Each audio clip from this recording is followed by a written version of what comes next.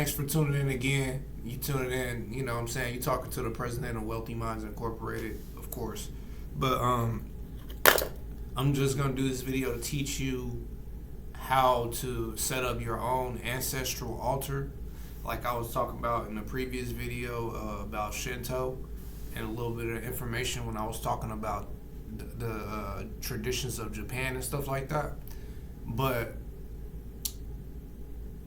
I actually didn't learn how to set up my altar from doing Shinto. I learned how to set up my own altar just on the humbug, and my ancestors taught me how to do it without any type of knowledge or prior experience of what it was. But pretty much a lot of you don't know who your ancestors really are, and trying to figure out where your actual DNA, your actual lineage comes from and stuff like that. That's something that people take DNA tests and do, like the Ancestry.com thing and stuff like that. I personally haven't done it, but I feel like I got a good idea of where my DNA comes from and who my ancestors are, just based on being able to communicate with them in different forms of necromancy and stuff of that nature. But necromancy and speaking with the dead is actually an art form from the dark arts. It's not necessarily something that's evil or bad. It's just something that you forgot how to do, and it's something that is basically sought after by a lot of people. A lot of people want to get back in touch with their ancestors, and they want to be in tune with, you know, who they truly are. That's why you see a lot of people. You see people getting, you know, they getting back into Viking traditions or Nordic traditions, or they going back into the old school African traditions, or, you know what I'm saying, they trying to get back in touch with their roots and stuff like that. And like I told you, like with the Zolkin and the harmonic module and stuff like that, those are ancient Aztec, Mayan, and Incan matrices and ways of thinking. So these are taking you back to your original genetic lineage and your original DNA and stuff like that. But actually setting up your own altar, setting up your own sacred space for you to communicate with your ancestors first, and creating the actual medium in the place for you to do it, that's your own sacred space. Nobody else needs to lay their eyes on your sacred space. Nobody else needs to see your sacred space. Nobody else needs to be present and you when you talking to your ancestors, unless the people present are trying to get in touch with their ancestors too as well. Y'all are doing it as a group. Then it's a different story. And they used to have groups and people who would actually sit and go do it, and they would be outside, and everybody would be in tune with the same knowledge and in tune with their third eye, and they would sit outside around, you know, like a fire, and they would have bones out there, and then you would have people come and they play the drums, the doom, the doom, the doom, the doom, the doom. They play the drums in certain rhythms, and certain rhythms would activate certain frequencies, and they would invoke, you know, the spirits of their ancestors to come while the fire was present too as well.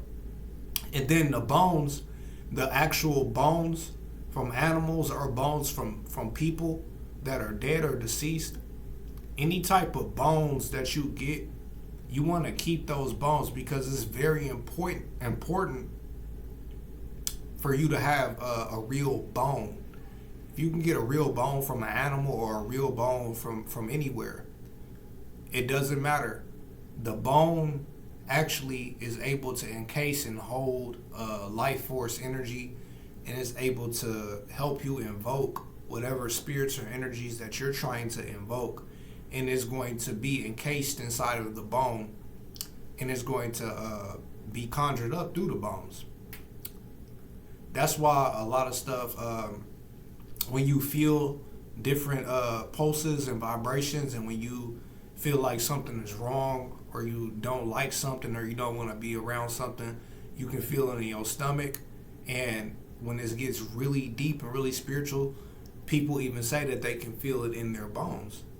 Certain music artists write about this stuff. Oh, I feel it in my bones. I love her. I feel it in my bones. You know what I'm saying? This food tastes so good, it make my bones shake. you hear all kind of stuff referring to your bones in music, in art, and in different cultures. The bones are very important because they hold life force energy, and they're able to reciprocate whatever signals and frequencies that you intend to put out into the universe, and you can encase different energies inside of the bones. So when you set up your own ancestral altar, you basically will have a table or any kind of stand set up, and you can set it up in different ways. But the way I set it up, when I have my ancestral altar set up, I would have an obituary for just one of the ancestors. It didn't have to be multiple different obituaries for all of the ancestors that you were trying to talk to or get in touch with. But the actual form of necromancy is to have a picture or a certain kind of memory. It could be a picture of the home from your ancestors that they used to live in. It could be any type of image that triggers an interaction or a time when your ancestor was here that you can remember.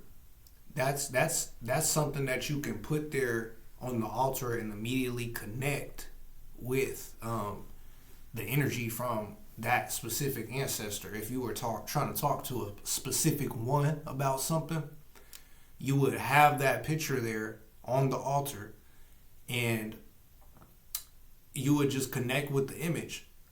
And then you would connect with an experience that you had with them while they were here. So if they if they fixed, if you called them one time, let's say your grandfather or grandma for something while they were alive, and she used to make a certain kind of food, you would envision that kind of food, and use your senses and use your nose to actually smell what she cooked and remember. Use your senses to actually go back and remember at that time, because your senses are getting the information. You get the information through the eyes, through the nose, and through the ears. So if you can take yourself back to that time when you walked into their house and you could smell their food and the way it smelled and stuff like that, this is the time where you will sit there and literally envision and take yourself back to that time. And you would just tell them thank you, and show them gratitude for the energy that they put forth while they was on the earth. Because ultimately, the ancestors and your ancestors, they don't die. They don't really die. You're their current DNA on Earth. You see what I'm saying? They're you and you're them. You're their current DNA that is present on Earth. Just because they're not here anymore and they're not present on the Earth no more, their energy and their the nations and generations are within you. Their information and their knowledge and everything that they gained while they were on Earth, they passed it down to you. So you have pretty much all of the old information within you, and you have all of the new and current information that you're gathering right now, plus theirs. So their energies are inside of you. When you set up these altars and stuff like that, and you start to remember old things and interactions that you had with them, and you start telling them thank you, you start to bring those energies forth from within you and from without of the atmosphere. and the different the elements. And your ancestors aren't just necessarily your DNA and the people that you remember when they were alive and stuff like that. Your ancestors are, is nature. Your ancestors are the trees. Your ancestors are the earth. All these different things that are like millions or billions or however long they've been here are like way older than you can even imagine. And these are your ancestors too as well. But the physical people that are your ancestors, you can go back thousands and thousands of years. You don't even have to think of just the current generation of ancestors or, the last 100 years or the last 50 years. You can go back thousands and thousands of years and actually go into your third eye and you can figure out who these people are, what they were doing, what type of hobbies they had, what type of food they like to eat, and what were they into, and how that affects you today. You'll figure out why you like to do certain things and stuff today is because your ancestors are egging you on to do it, or they had certain stuff that they used to do, and now it affects you today because they're you and you're them, and you have an affinity to do X, Y, and Z, and you don't even know why you like to do this shit. You see what I'm saying? But when you set up the altar, right, you want to put something there that helps you remember them. And you want to set it up with an obituary. You want to set it up with one of their favorite fruits. If they like the plums, you know what I'm saying? Cut you a plum in half and cut it into slices. If you remember that the way they like to eat the plum, if they like to eat the plum in slices, you want to cut the plum up in slices and put it on the altar specifically for them, so they know when you draw them down for them to come and they'll actually feast on the plum, and you'll see that plum start to rot a little bit quicker than what it normally would. Instead of the plum starting to rot and then take about 5 days for it to rot and turn all the way brown, you'll see that plum and those plum slices start to rot within 24 hours. You'll see them start to rot within 5 hours. That lets you know right there when they start to rot faster, because you're not gonna look at the plum slices and see somebody actually taking bites, or you're not gonna look at the plum slices and see bite marks in them. If you do, you know what I'm saying, that's an experience that's unique to you and your spirituality. It didn't happen to me, but if that happens to you, you know what I'm saying, so be it. That's just what happened. but what I'm getting at is, if it starts to brown quicker, that signals and lets you know that they're present and they're coming and they're seeing what you're doing, and they're actually sucking the energy from the plum, and they're saying thank you. So just remembering them in interactions and saying thank you, and the gratitude and being able to say thank you and remember is big for your ancestors.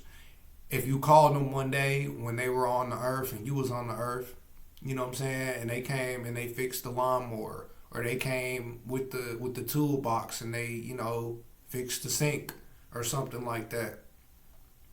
I know it might sound like kind of old, and you like, why would I think about something like that?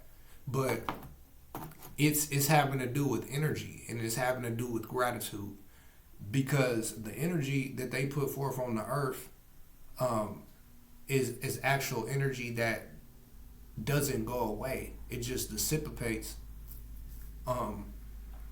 into your life.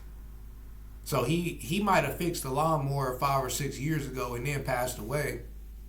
You know what I'm saying? But do you still use the lawnmower today? Yeah. Like, okay then. Just being able to say thank you, like, hey, I remember the time that you did this. Hey, I remember the time when you were on earth and you put forth the energy to do this, this, and that. I wouldn't be where I am today if I hadn't learned or you know what I'm saying, seen the patience that you had to come. Every time I call you, you would pop up and do this, this, and that. Like, I appreciate that. You know what I'm saying? You send them that energy, whatever dimension they in or passed over to, they'll send you energy back like, oh, okay, like he down there on earth and he's still fucking with me even though I'm passed away and I didn't really die. He's still acknowledging that his DNA is my DNA and your DNA is his DNA or her DNA. It's an energy exchange. You want somebody to help you, so you gotta help them. It's the same thing with the ancestors. They want to help you, but because you don't call on them and because you forgot about them and you don't think about them, they don't. You know what I'm saying? It's just like with any other person. It's all a relationship. It's all a relationship. It's about relationships, and it's the same thing in spirituality and in the higher realms, in the spiritual realms, and with the ancestors. It's relationships. You know what I'm saying? You build good relationships with the ancestors. They build good relationships with you. You'll start to see your reality go. Things will go in your favor. You might get that job. You know what I'm saying? You might get that dream car. You might get that dream girlfriend. You might, you know what I'm saying? A whole bunch of stuff might start going in your favor, opposed to when you weren't working with the ancestors. You know what I'm saying? But another form of necromancy, when you talk to the ancestors, it's best for you to do it. You can do it indoors, but from my experience, I used to always do it, and I set up my altars, and I would do it outdoors, just because it's more broad and it's not closing in the consciousness. Because when you're inside of a home or you're inside of a room, you're talking about a square or a rectangular shape. So the thoughts and the vibrations are kind of trapped inside of the box, and it's kind of a box that's boxing in your consciousness. Like I said before, when you go into different rooms or different places, it's different rules and different regulations and stuff like that. Now, your specific box might be set up for you to deal with that kind of stuff and that kind of energies. But when you go outside and you start invoking the ancestors, it's better because now you get to involve the elements. You get to involve the trees. You get to involve the earth. You get to involve, you know what I'm saying, the animals and the spirits of the animals. You get to involve the sun. You get to involve the moon. You get to involve a lot more different energies, and there's a lot of stuff that's present for you to work with when you go outside. It's a lot more energy rich outside for you to do these type of things. So you set up your altar, you know what I'm saying? You outside, you set up your altar, you got your pictures, and you got the stuff that help you remember your ancestors. You got your little food sitting out there on the altar and stuff for them to come and eat with you, and you commune with your ancestors. And you can even sit out there, have you a bowl of some oatmeal or something, and you eat with them, and you got your food out there, and they come down and eat with them. But the thing is, you gotta have your incense. You gotta have some kind of type of smoke burning, because the smoke is what kind of seals the deal for all this stuff to actually come into fruition. You gotta have your incense burning. Have you a candle burning, and have you some incense burning. You got to have a candle burning. Why? Because it's one of the elements. It'd be even better if you gave your ancestors a bowl of clean water. So now you involving the element of water out there too, and you got the element of fire for them to come, you know what I'm saying, to commune with you. Because you eat with all these different people all the time. You eat with your co-workers, and you eat with your immediate family, and you eat by yourself. You eat with whoever. You eat with strangers too. Some of y'all eat with people you don't fucking know. But you won't eat with your ancestors. Right? So you see what I'm getting at? The smoke is going to actually bring down the ancestors, and it's going to work through your intentions. You work through your intentions, and you work through the smoke, and the smoke is going to help them encase their essence and bring them down to you. So another thing with the bones, you know what I'm saying? Another thing with the bones, use the bones to actually encase the energy of the ancestors. If you have any type of bones present, it's going to be even faster for you to invoke them. It's going to be even faster. And that's with any type of spirit, and not just the ancestors. That's any type of anything. If you got bones around, your magic is going to increase tenfold. Yo necromancy is gonna be stronger. If anything you do with bones is gonna be twice or three times as strong. Any type of magic or any type of invocation or anything that you do with bones is gonna be three times as powerful. Because, like I said, bones hold spiritual energy. They actually hold the energy inside of the bones, in the bone marrow. But the ancestors want you to talk to them. They want you to be involved with them because they want to be involved with you. You're their immediate DNA and physical composition.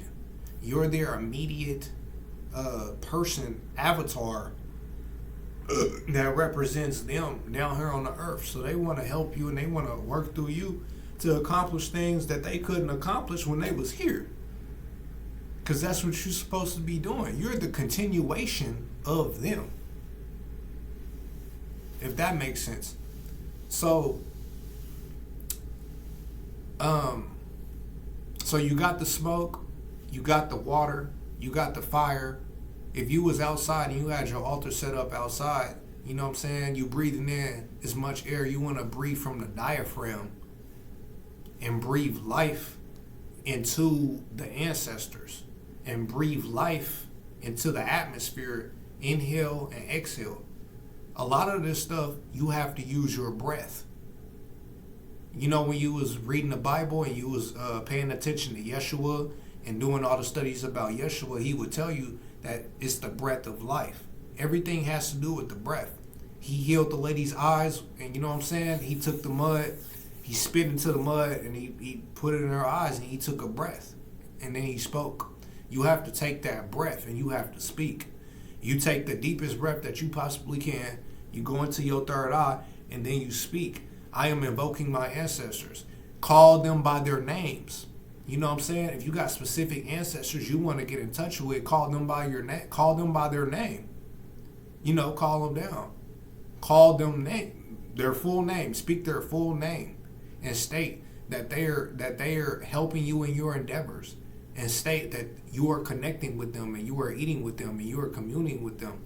This is African. This is sacred African knowledge that we have forgot. Just being over here in the States.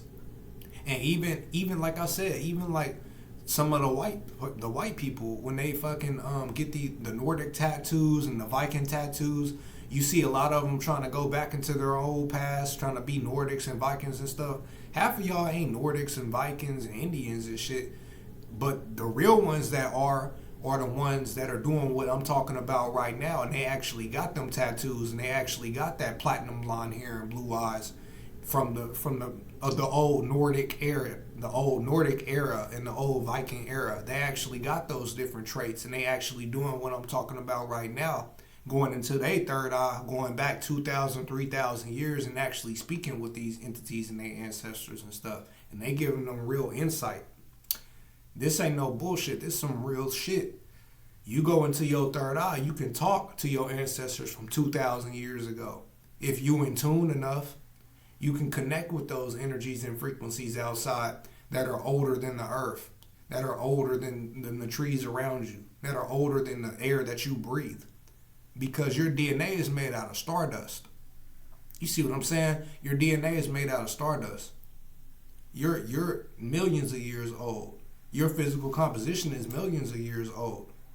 Your consciousness is even older than your body. You think because your body is 20-something years old that you're 20-something years old, and you're not. You're not 20 years old at all.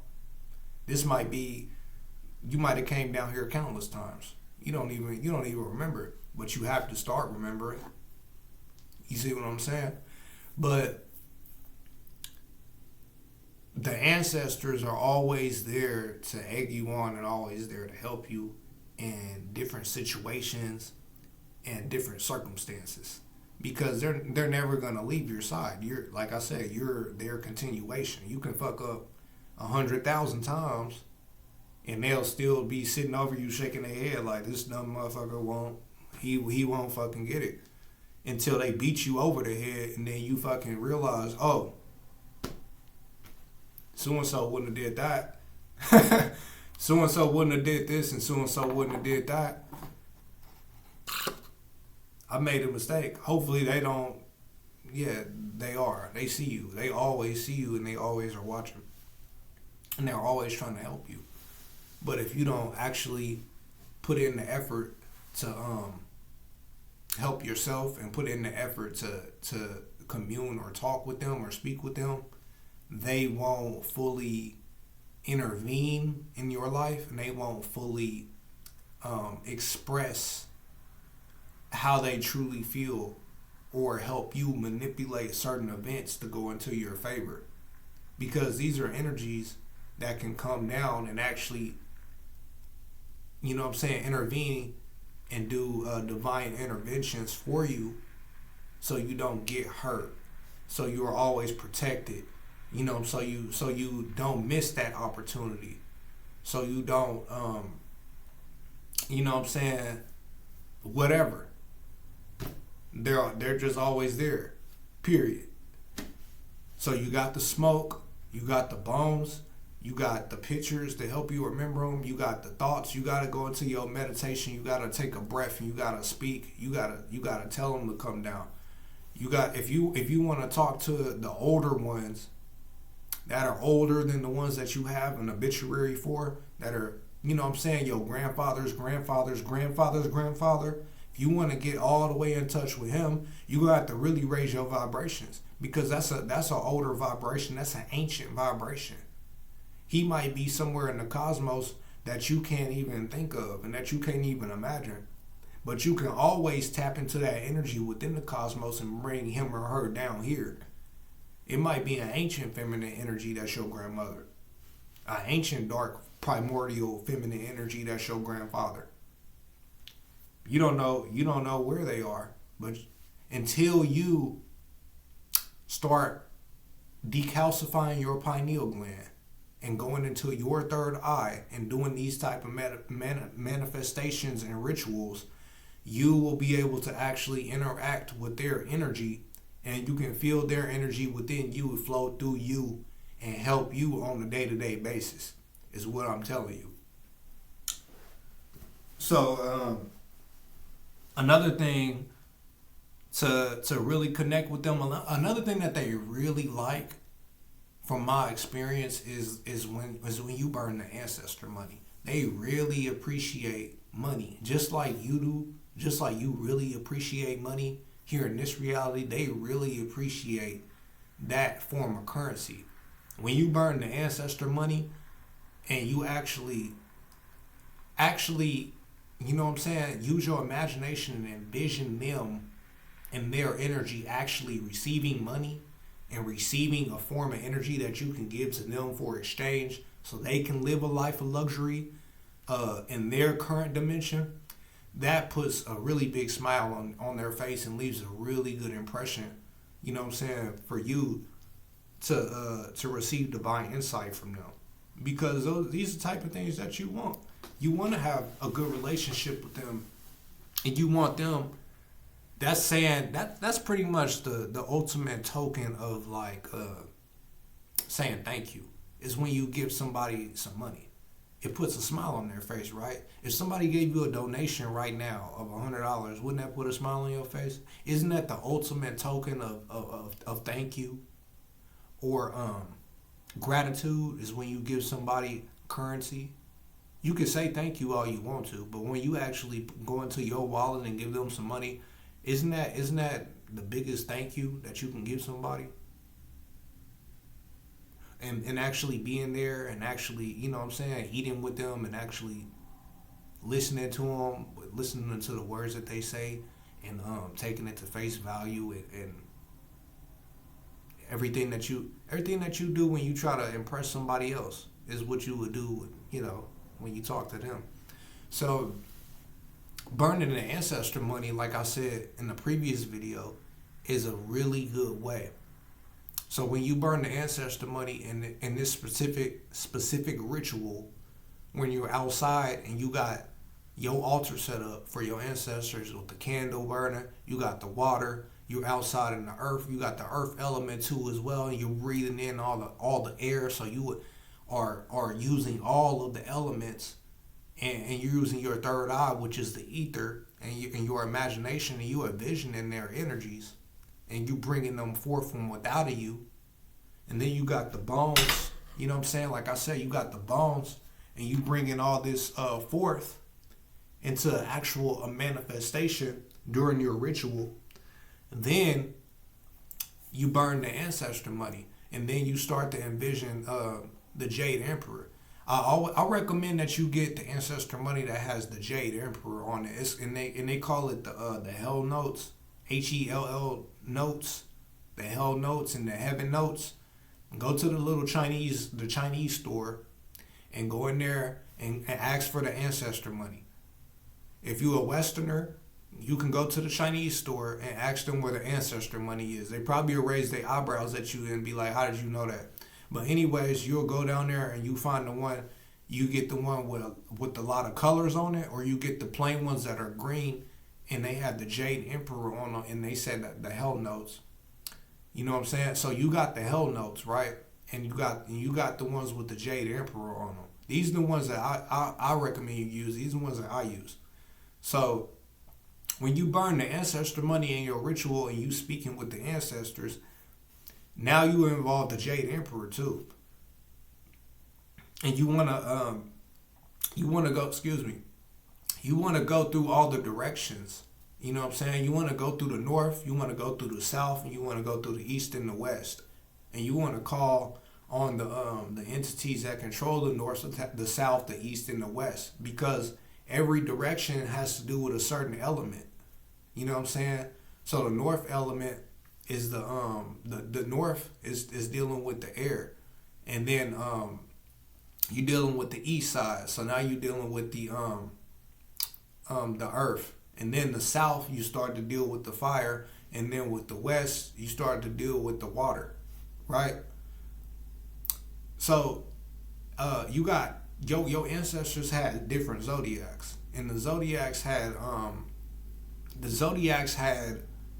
different elements associated with each zodiac. You might be a water sign, fire sign, earth sign, air sign, whatever. You can call on, if you know your ancestors good enough, you can call on the direction, and you can ask your ancestor to guard certain directions for you while you do the ritual. Ancestor, please guard the north. Blank this ancestor, please guard the west. This ancestor, please guard the south. Ask this ancestor to guard the west. Or if you're Greek or you're Hebrew or Egyptian or whatever you are, you have certain entities and you have certain energies that you already know of and work with, having to do with certain directions. So you ask those entities to guard you in your ritual when you're doing these directions, and then you burn the ancestor money. Or a quick way that I used to do it, because I didn't used to call every direction. I would just ask the Jade Emperor to protect the ritual and protect the ancestors, and make sure that the money gets to them in the best form or fashion as we pass it on through the atmosphere and get the money to the ancestors. Because when you burn the money and it goes into the atmosphere and you doing your little ritual whoop-de-whoop, it might be some little trickster spirits, it might be some little fuckboy spirits, it might be some little host spirits or something that want to come and try to vampire on that energy and shit, right? And they try to get the money for themselves. Like, oh, this nigga, he burning the ancestor money. Let's go over here. Let's try to take it. Let's try to get into the smoke. Let's try to, you know what I'm saying? Let's try to steal it. So you ask the Jade Emperor and you tell your ancestors to be present and stay here, because I'm about to give you some money, and I need this money to pass through the atmosphere and pass through the higher realms from this ritual and get to you. And you imagine that the money is actually being put into their hands, and y'all are eating together, and y'all, you know what I'm saying? Like you passing envelopes around the table full of money with your ancestors type shit, right? So the Jade Emperor is going to help you do that. So when you burn the money and you envision the Jade Emperor coming all the way from China over here to help you make your ancestors wealthy, and you do it, and you will start to see the color of the money change when it's being burned. You know what I'm saying? The flame, the actual flame, if you have a flower pot like or something on your ancestor table and you start burning that ancestor money up and you got your incense going using your third eye, boom, you throw it in the flower pot, it's on fire, boom. The flame might start off as red or yellow when it's burning up the money, right? But then you start calling on the Jade Emperor and using your imagination and your third eye. You go into that trance, and you bring the Jade Emperor into the ritual too as well with your ancestors. And then you know the Jade Emperor is present when the flame from that money turn green. When the flame from the money that's burning up the money, it starts off as red and it starts off as blue, it's gonna start to turn green. That's how you know the Jade Emperor is sticking his hand into that money and he's pulling out the essence from that fire and pulling out the essence from that smoke from the burning money. And he's taking your intention and your energy and he's giving it off to your ancestors. He's passing it off to your ancestors. So when you see that smoke from that money start turning different, not the smoke. When you see that flame from that money start to turn to green instead of red, instead of blue, and it start to turn green, that's how you know the Jade Emperor is present. His energy is present, and he's making sure that money is going to your ancestors, and they're passing it through the atmosphere, and it's getting to them into the higher dimensions. Because smoke goes up. Everything goes up. When you die, you go up. You turn into a vapor, you go up. Everything goes up. You're in a solid form right now, but when you die, you turn back into a vapor. And when you ascend, you turn back into a vapor. When you start fasting and you start raising your vibration, you essentially are turning your physical composition in your body. You're turning back into a spirit. And it's like you're dead. To other people, you might actually appear to be dead. You might feel fucking dead. People see you as dead. They can't feel, you know what I'm saying? They can't feel you on that vibrational frequency when you're fasting. If you are really advanced in fasting and you know how to do it for days on days end, you will start to walk around people and they won't even be able to feel your vibration because your vibration is too high. It's because you're converting your DNA and your physical body into not a solid anymore. You're turning back into a vapor now, and you're vibrating too high for them to even feel or comprehend the type of frequency or vibration that you want, because you're not on a normal vibration to where you're solid. If that makes sense. Some people won't even be able to visibly fucking see you if you're fasting for long enough and you're doing enough meditations and breath work and you start to really turn into a vapor. Some people won't even be able to fucking see you. You see what I'm saying? But that's just my quick little rant about how to actually get in touch with the ancestors and do your ancestral work. I'm gonna put a link in the description to help you heal your ancestral lineage and help you commune with your ancestors and heal any type of blockages or heal any type of past life hurts or experiences. Past life hurts or experiences that hold you back and destroy any type of negative energies and entities that want to interfere with your connection with your ancestors. Because a lot of us need to heal our ancestral lineage, because some of us come from cursed backgrounds. We come from cursed families. It's just a lot of curses, and some people have karma from their ancestors that they have to deal with that they didn't necessarily do. Some people didn't do shit bad in this life, but they have to deal with karma from their ancestors from when their ancestors were doing shit. So I have an actual link I'm gonna put in the description for you to listen to help you clean up ancestral karma and heal your ancestral line and things of that nature. And you might do this meditation and you might listen to this audio and sit there with your eyes closed and take some deep breaths, or go outside and even meditate standing flat-footed on the earth with this audio, And you might start getting calls from different people in your family. You might get texts from different people in your family, because they'll be able to actually feel the energetic shift and how powerful it is from you going within and fixing these hidden problems that are unseen, in these spiritual blockages and spiritual karmas that you have with you and with your ancestors. So I hope this was a pretty informational video, and this gave you some insight on how to connect with your ancestors and be more in tune with them. Until next time, I am the president of Wealthy Mindz Incorporated. Thanks for tuning in.